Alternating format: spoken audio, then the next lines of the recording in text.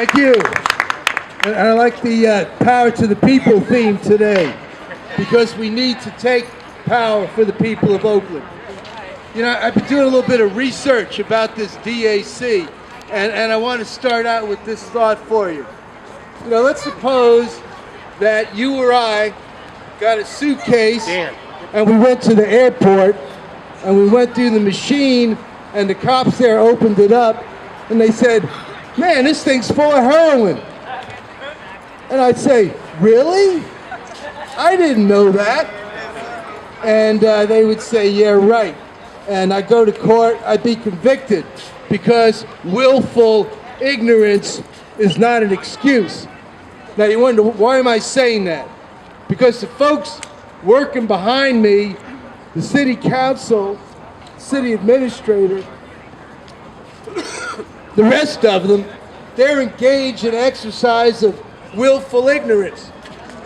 That this DAC is going to help make our streets safer from violent crime. But you know, our friends in the East Bay Express have investigated the matter. And what they see is that this is not about violent crime, this is about us. Yeah. That the emails, the plans, it's about Occupy, it's about port protesters, it's about unions, it's about the police state. And you know, what Kat said about Oakland as a revolutionary city is very important here. Excuse me. I was doing a little reading last night. In 1920, they did something called the Palmer Raids in the United States. Most of us have heard that name. Palmer was the Attorney General.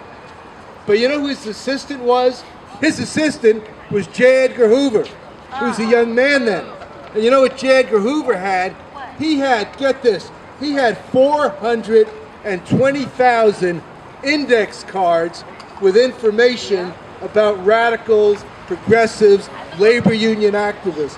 420,000 index cards. And they used them to carry out these Palmer raids because there was activism, there was protest about the U.S. involvement in World War I. There was an anti-imperialist movement in this country. There was an anti-capitalist movement, and the Palmer raids crushed it. Now, fast forward to 1960. J. Edgar Hoover is now the head of the FBI. And he's got, it's funny, it's coincidental, he's got 430,000 files on activists that they got by snooping around, talking to people's neighbors, writing down their license plates, hiding in the bushes, taking pictures, and they used that to arm McCarthyism and the right wing in the late 50s and the early 60s. Now that's the lesson for us, except now they don't need index cards, they don't need paper files, they're going to have everything they can put together on all of us. License plate readers, microphones, ShotSpotter microphones all over the city, and now it's been pointed out that those ShotSpotter microphones are not only good for picking up shots, they're good for picking up conversations. So if you and your neighbor are having a conversation about what you might want to do in terms of organizing a protest or organizing a labor union, guess what? You're on tape. You're being connected by ShotSpotter. So they put that together.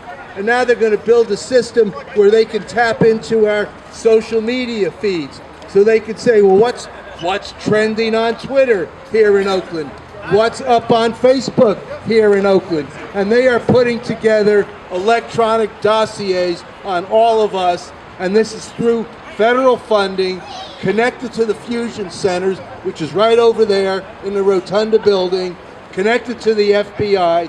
You may recall that the mayor got on a telephone call organized by the Justice Department when they plan to crush the Occupy demonstrations around the country. So they are beefing up their intelligence activities. Oakland is exhibit number one, the guinea pig for what's going on, and those fools in back of us are guilty of willful ignorance.